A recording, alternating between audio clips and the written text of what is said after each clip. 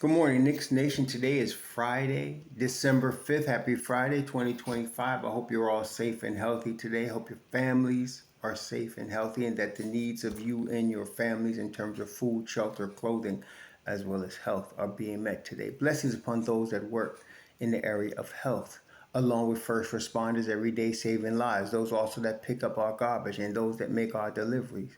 Double blessings on the men and women that try their best to help rescue, deliver, and recover teenagers and children, victims of child molestation and pedophilia.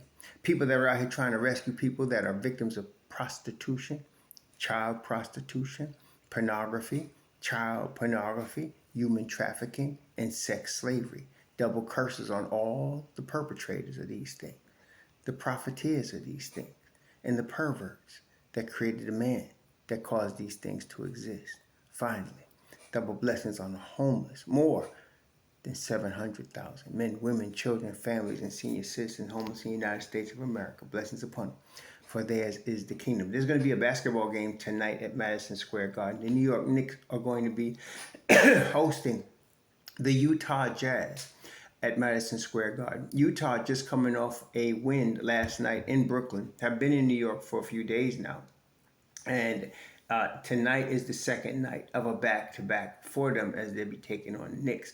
Last night, good news in that the Knicks did not play, but Toronto did and lost to the Lakers and LeBron without Luka. They lost on the end of the game shot by Rui Hachimura. And so that helps the Knicks in terms of the standings, because now the Knicks basically are second in the East, if I'm not mistaken. Let me just take a look at it to make sure. Yeah, they're second in the East by percentage points over Toronto because of that. They are both 2.5 games behind Detroit. And the Knicks, again, do have the top differential in the Eastern Conference right now. And they're 7-3 in their last 10. So the Knicks are doing well. And as I mentioned yesterday, they're doing well without OG Anunoby and without Shamet because they've been having to. They've been having to adjust their lineup. Coach Brown did that. It's worked very well. It's weakened the bench, but the starting unit is strong enough, and the bench has been hanging in there tough enough to get wins. So again, 7-3 in their last 10. All 10 of those games were without OG Anunoby. So tonight, I had said last week I thought that either Wednesday against Charlotte or Friday against Utah they would get OG back. OG is listed as questionable tonight, so it looks like when they list a player coming off an injury as questionable, what they're going to do is they're going to let him warm up. They're going to let him run, and if his hamstring feels fine, he'll play. If it's questionable, if he needs another day of rest, he'll sit. But between tonight's game and Sunday's game against Orlando, he will play. Unless he has a setback off of it, he should. But we should have OG Anunoby back. I'd like to have him back tonight, actually, because he's going to need a game to get reacclimated, or more than one. But at least he's going to get a game tonight against a team in Utah that's come off a back-to-back for him to get reacclimated into the starting lineup. And then come Sunday against Orlando, that's going to be a game. That's going to be a tough game. Orlando is rough. They've been really rough on the Knicks, beating them twice this year. And so here we are, them coming to Madison Square Garden for a matinee game on Sunday. So we want OG healthy. Now, Coach Brown has a decision to make. The decision is to return either Josh Hart or Deuce McBride to the bench. Both of them have been starting in the absence of OG, and they've both done extremely well and helped the Knicks win basketball games. I actually prefer to keep Deuce in the starting lineup, and I'll tell you why. Josh Hart is a Swiss Army knife player, and he's he's a high level, probably one of the 5 best Swiss Army knife players, if you're talking about if the category of Swiss Army knife does everything and helps you win games in the league, okay? But the perimeter defense, the three-point defense, is a Knick problem. And I prefer Deuce out there for that than Josh. I just prefer Deuce. And there is ways, in fact, it's been shown already. Coach Brown has done it. That you could still play Josh Hart 30 minutes and you could still close games with him, but you don't have to start him. Okay? I prefer starting Deuce because I don't think it's going to hurt them. They've been getting really good starts during this absence of OG and then letting the foot off the gas a little bit as the opponent makes a run. And usually that does happen when he puts in the second unit that's left, But I think adding Josh Hart to a second unit that includes Jordan Clarkson as the shooter and scorer, and then you have Mitchell Robinson. I think that's going to be a pretty good second unit. So you're talking about Mitchell Robinson, Josh Hart, Jordan Clarkson, Tyler Kolek. That's your second unit. That you'll have, and then Yabusele, of course. So you have a second unit, very solid with Josh there. I'd rather keep Deuce in the starting lineup. So let's see what Coach Brown does. There's been a lot of talk, especially over these 10 games, of how well Josh is playing and how adding him to the starting lineup, what the mistake that Coach Brown admitted he made having Josh next to him on the bench. But Brown was talking about not starting Josh, though they did do that. But what he was talking about with that comment was the fourth quarter. Josh was on the bench in the fourth quarter, and that was a bad move on Coach, and he admitted it. So it's not necessarily he needs to start Hart, but he does need him at the close of games. Hart is a gamer. Him and Brunson are like brothers on the floor together. They know where each other going to be, and they both are clutch at the end of a game. So I would start Deuce, but we'll see. It's not me to make the decision. I just giving you my reasons, but Deuce should start at the 2 guard, and it would be McCall and OG at the 4 with Cat at the 5, and that would work very well. The defense would be excellent in that scenario. So, but he could very well start Josh Hart at the 2 and have Deuce come off the bench. Now, in that case, I don't think you're going to seek Tyler Kolek, because if Deuce is coming off the bench, you're going to, instead of Kolek, you're going to have Deuce, Clarkson, Yabusele, and Robinson. Kolek will move back in the pecking order. That's what will happen. If you want to continue to try to develop Kolek, then you start Deuce. So we'll see how this works out. But either way, it's a good problem to have. But I hope, and I'm feeling like OG, when he comes out tonight to warm up, he might be, some point today they'll probably have a shoot around. If his hammy feels good. Now, he's been out a full 2 weeks now. So if his hammy feels good, they've been doing contact drills. He's been running 3-on-3. If his hammy doesn't have a relapse at this point, he probably plays tonight. And if he does, it's going to be good for the Knicks defensively. Defense is the key here. So we need OG for that. So we could get him back on that defensive end, we'll be good. How they shoot, I don't know. But the Knicks are good enough shooters for sure. And Josh Hart has been shooting the lights out. Him and Deuce, they've been shooting the lights out. Josh Hart, and both Josh Hart and Deuce are, if they're not 40% from 3, they're close. Deuce McBride is 44% from 3, and Josh Hart's 39%. So they both shooting the lights out from 3. Deuce takes more threes because he gets that spot up 3 in the corner a lot. He takes 6 a game. So, as I'm saying, I would start Deuce, but we'll see. We'll see what happens. Now, on another note, I wanted to talk about the Giannis Antetokounmpo rumors. First off, let's break this down. First off, it's a rumor. And Knicks fans are fed rumors every season of the year. When I say every season, I mean winter, spring, summer, fall. Every season of the year, there's rumors of trades with the Knicks. Why?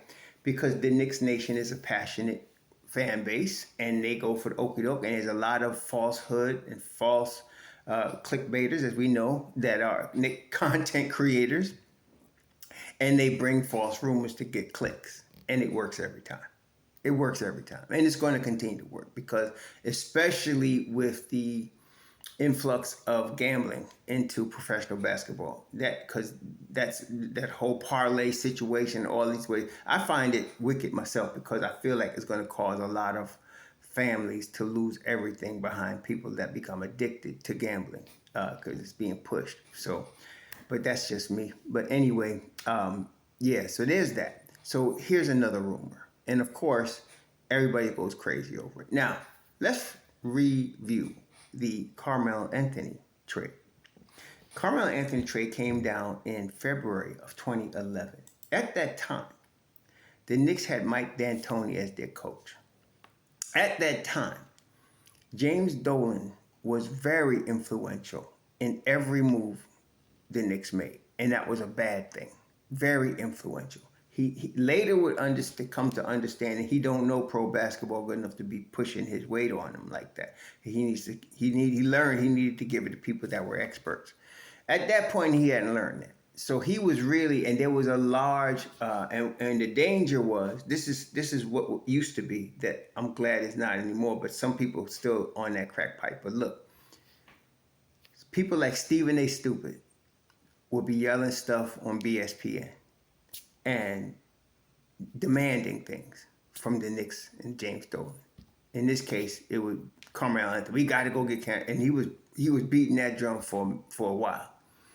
And my inside sources tell me Carmelo wants New York and blah, blah, blah. And then what happened now, once it started on that platform, it goes to like the Fan, right? So the Fan picks it up and then they start talking about it. So now all the Knicks Nation is listening to BSPN and Stephen A. Stupid and then the Fan. I don't know if Mad Dog was there at that time, but Mike was. And they was pushing this.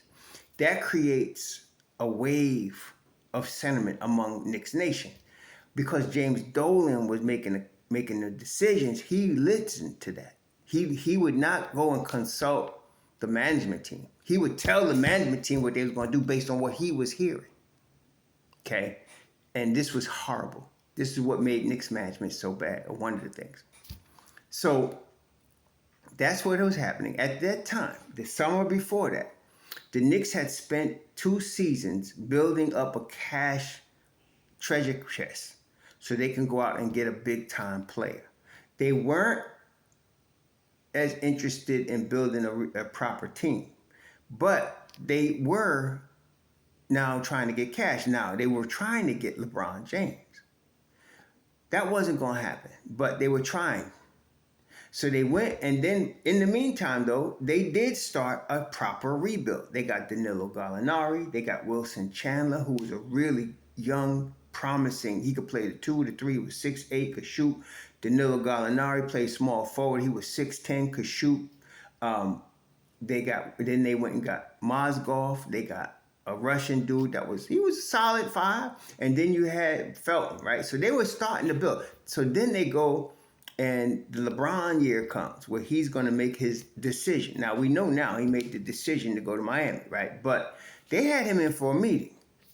And this was the problem with not just LeBron. It was any superstar that was thinking New York. First, the management was a joke. See, the thing is, all great organizations, and this is where I say when we got the Don and when we got Thibodeau, it starts with management. It doesn't start with a great first-round pick.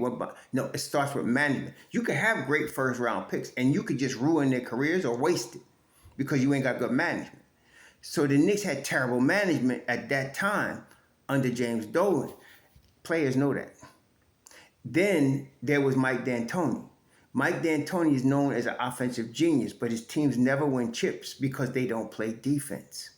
He learned later a little bit to go get defensive players like Clint Capella, when he was in Houston. But he never had defensive schemes like the way Tom Thibodeau had, right? It wasn't a focus of his. Offense was. And so his focus was getting a point guard to run his beloved speedball offense. They call it 7 seconds or less. It was big time then under Steve Nash. That's what he had in Phoenix. And because they went to the Western Conference Finals and was 1 game from the finals, he got a lot of props. But real superstars that wanted chips like LeBron didn't want to play for him because of his lack of defensive acumen.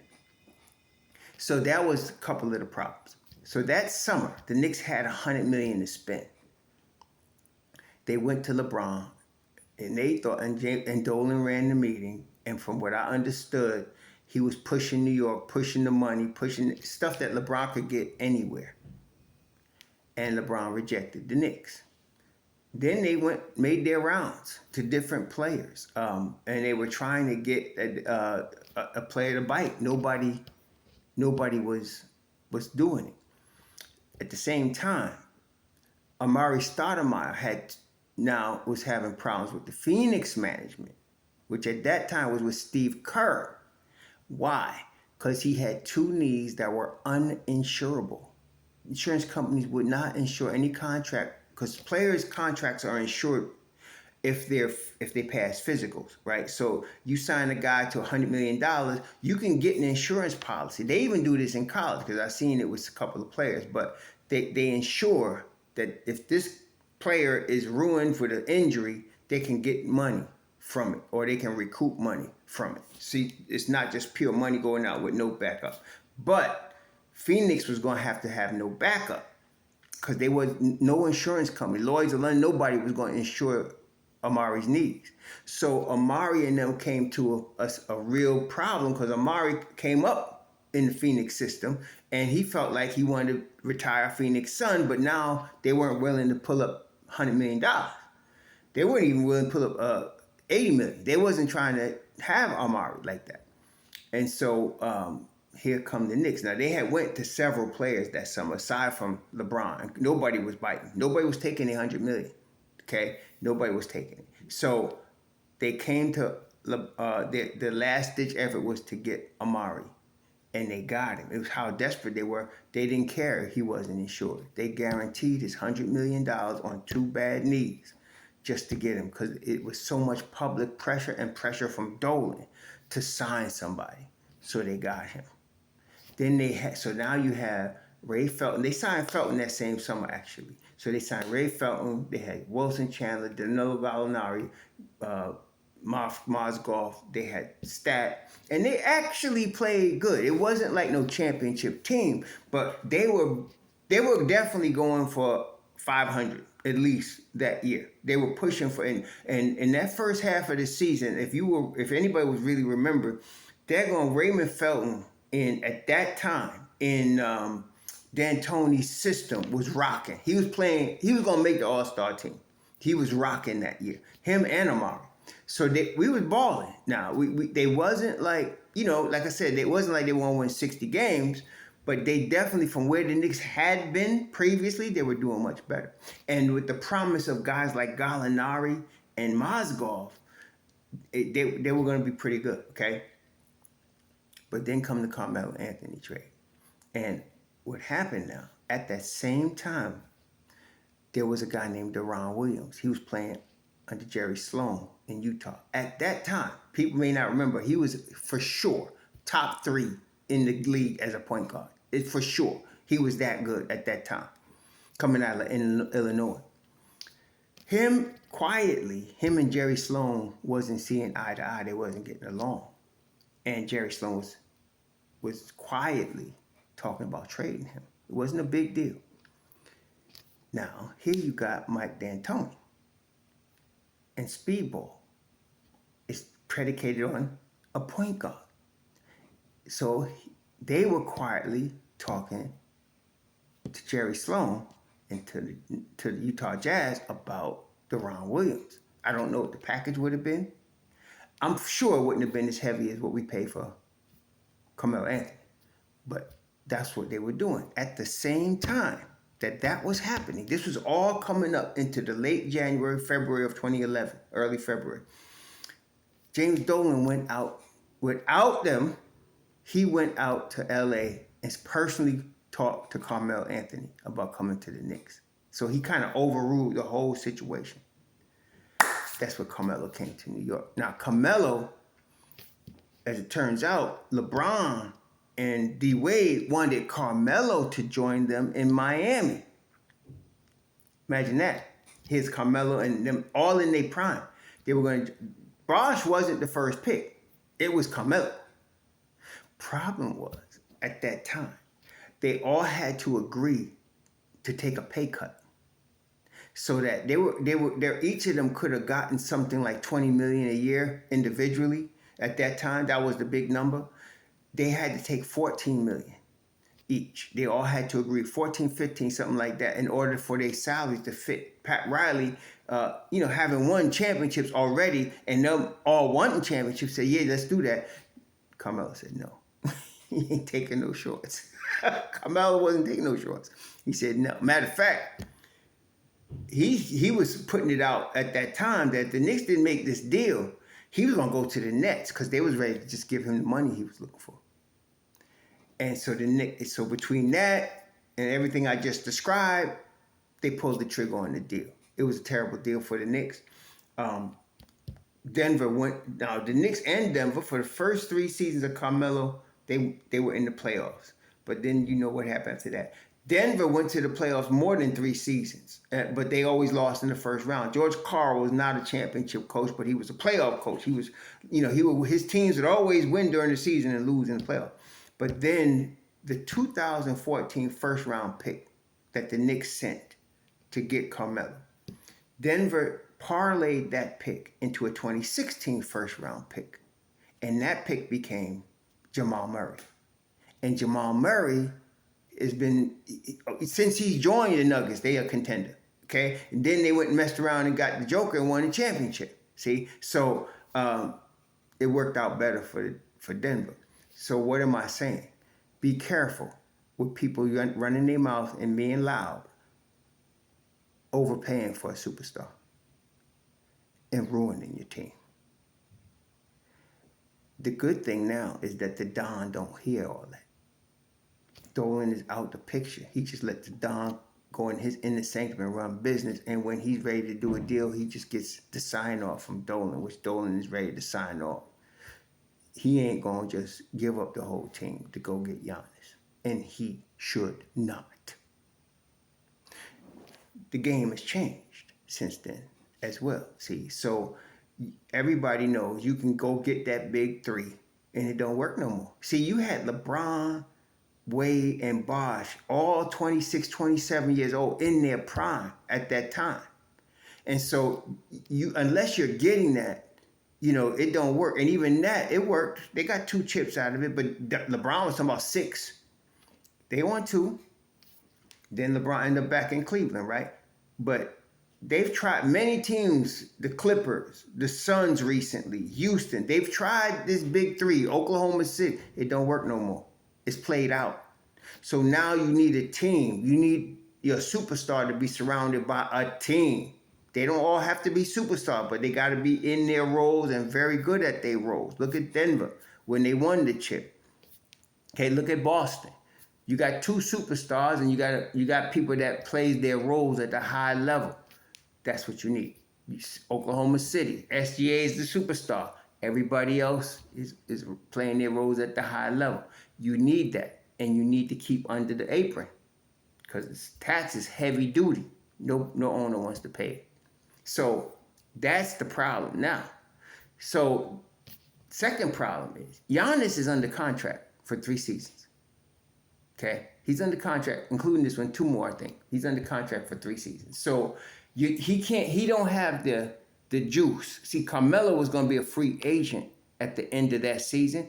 That's what gave him the juice. That's why he was pushing for the trade. He could have waited to that June and come to the Knicks without the Knicks losing anything as a free agent. But he wanted his money and he wanted it now. Carmelo's greed messed that thing up too. I ain't fronting. He could have got that same money if he waited till June that same year, but he didn't. He wanted to force a trade. Well, Giannis don't have that juice. He don't have that juice. He can't force a trade. No. Let me not say he can force a trade because he can be making it public he wants to leave, and that's bad PR, and that's just as bad for an organization as a losing record. So he can force a trade, but he's got this year 25, 26, 26, 27, and he's got a $62.7 million contract in 27, 28. He's 31 right now. By the time you get into that contract, you're talking about he's 33. He ain't getting, he's in shape now. He's LeBron in shape type. So he might, but you want to take that risk? I don't know. So if you went and got Giannis, it's not about what Giannis wants. It's about, okay, the Bucks saying, okay, you want to leave, we're going to accommodate you, but we're going to recoup our asset with some assets. Now, with the Knicks, the only way this gets done is you have to trade Karl Anthony Towns. That's the only way this gets done. Whether it's to a third team or directly to the Bucks, you cannot get this deal done without Karl Anthony Towns. So Karl Anthony Towns would be out. And then I looked at the trade machine, and I sent Karl Anthony Towns and Tyler Kolek to Milwaukee. It worked. Okay, so you can do that, or you could do some combination with a third team. But Karl Anthony Towns would be out, Giannis would be in. The key thing is you want Karl Anthony Towns out, you want Giannis in, and you want the same team. You're not trading OG, you're not trading McCall, you don't want to trade nobody else. You want the same team. That would be the dream. And again, it's a dream. Now, there are many other teams that are in a better position. See, because if you're Milwaukee, what do you want? See, people don't think of it the right way. Everybody that's the Knicks fans only thinks of it in terms of the Knicks. It's Milwaukee that's in the driver's seat here. He's under contract for 3 seasons, so they don't have to trade him. Okay? So they get what they want. And what do they want? They're going to want salary relief, and they're going to want young talent and draft picks. The Knicks do not have the latter two. Okay? Somebody's going to bring up, some knucklehead is inevitably going to be, they gave away 5 from McCall. Oh, what? We knew Giannis was coming? So we should have held off for Giannis and not have McCall Bridges? No. And I hate woulda, coulda, shoulda. I hate that. Just, it's done. We got McCall. I'm glad we do. Let's move on. Anyway, the Knicks are now, when the Knicks got McCall Bridges, they still had Juju. And you know what? They still could be championship contenders with that team. It was the Karl Anthony Towns trade that was the extra thing. Because you remember now, they had DiVincenzo killing. Clutch. We was ready. We was ready before Cat came. With Juju, we was ready. But, okay, they got Cat. That was the big move. So the Knicks are stacked right now. And they are where they need to be, both in terms of personnel, management, the whole deal. We ain't been this good, this ready in 50 years. So we good. We don't have to make this team. The only reason this is being discussed with any legitimacy is because Giannis himself talked about coming to New York. That's why. And Giannis could talk all he wants about coming to New York. If a third team needs to help to make it happen, they ain't doing that. Who's going to help the Knicks get Giannis Antetokounmpo and have a lineup of Antetokounmpo, OG, McCall? Who's going to do that? With Jalen Brunson and Deuce? Who going to do that? Then you got Houston. They got draft capital. They got money. They could go get it. Phoenix is now rebuilding their cupboards. They could go get her. Oklahoma City could definitely go get him. Oklahoma City could get him. And let me tell you something else. If you're looking at the Lakers, right? The Lakers got one big expiring deal that they can send, get Giannis, pair him with Luka, and they could win a chip. You know what that deal is? LeBron James. Don't laugh. They could trade LeBron James, unless LeBron calls the trade off because he got a no-trade clause. But they could trade LeBron James, and they could get Giannis. Just that works right there.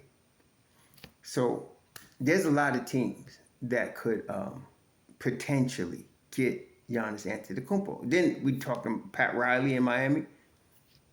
I ain't seen a deal yet that look impossible that Pat Riley can't do. It's ridiculous how he gets stuff done. You got Pat Riley in Miami. Okay. What about pairing Giannis with Victor Wembanyama and De'Aaron Fox in San Antonio? There's a lot of teams that got money, capital, draft capital that will appeal better to Milwaukee than New York. So this is it's a catnip. I'm not saying it's impossible, but I'm going to say there's a 95% chance it does not happen. And I wouldn't waste a lot of energy aside from the extra time I'm putting on this video today discussing it, because first off, if it doesn't go away, inevitably you're going to hear reporters coming at the players. What about Giannis? We trying to win this chip. We ain't got time for this speculation. And I hope the Knicks talk about this privately and tell everybody we're not discussing Giannis. Okay? And they're going to ask Coach Brown, what about Giannis? And they should deflect that, say, no, we're trying to focus on winning this chip this year. We ain't got time for this NBA 2K fly-by-night rumors from stupid Stephen A. Stupid on BSPN and others like him. No. See? So this is the last I'm gonna talk about it. Unless it becomes more real, I ain't gonna talk about it because I don't see it as a realistic option. But anyway, please enjoy the game. I'll be watching it replay tomorrow. Enjoy your weekend. Be safe out there. Go Knicks. So